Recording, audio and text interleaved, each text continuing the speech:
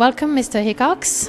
As portfolio manager and in charge of environmental initiative for CalPERS, could you provide us with a brief overview of suitable and unsuitable framework conditions that encourage or discourage investors for the long term? Well, basically our view is that there's really a need to add more of a long-term view and investment strategy than has existed prior. It's not a choice between short-term or long-term. Short-term creates efficiency and competition and newness and new products. But you need to be mindful of the long term because of large-scale externalities that could affect the global economy and make winners and losers out of countries and companies and investors. And those large-scale externalities are things like climate change and peak oil, and more increasingly the fact that we've not paid enough attention to our infrastructure development. These are long-term commitments, and it changes the thinking of investors when they realize they have an important role in ensuring that we blend an appropriate balance of the long-term view in our thinking as investors, and we're doing it at CalPERS. And how can your initiatives at CalPERS be compared with pension fund schemes in Europe? Is there any things that strike out? Well, absolutely. I believe that Europe is ahead of America in many ways in terms of this kind of thinking, as exemplified as much as anything by their recognition that climate change is a real risk and that it's something that needs to be accounted for, and it only can be dealt with a long-term view and a long-term perspective.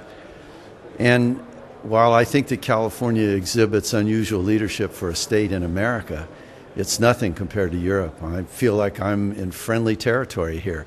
As you probably know, or your viewers probably know, yesterday our California State Legislature passed AB 32, a measure that will force businesses in California to attain a 20% reduction in greenhouse gas emissions from current levels by 2020.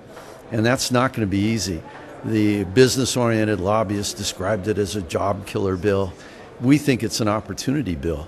We think that delivering the new products in clean energy and clean technology will create new businesses, create new jobs, and create new investment opportunities. And we're investing early, and we expect to be rewarded for it.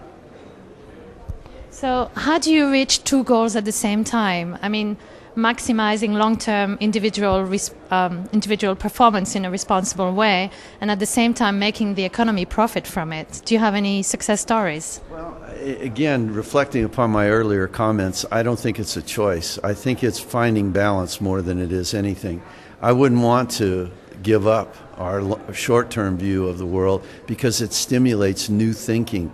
You know, it's the people who call these things job killers are those that are trying to protect their own interest and where they are.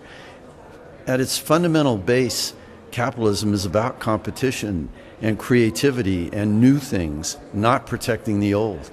So while I think that the long-term view is necessary to understand our place in history and the large-scale externalities that we need to grapple with as investors, I think that it's really important to understand that it's balance between the two. It's not one or the other. Thank you very much, Mr. Hickox. You're welcome. Thank you.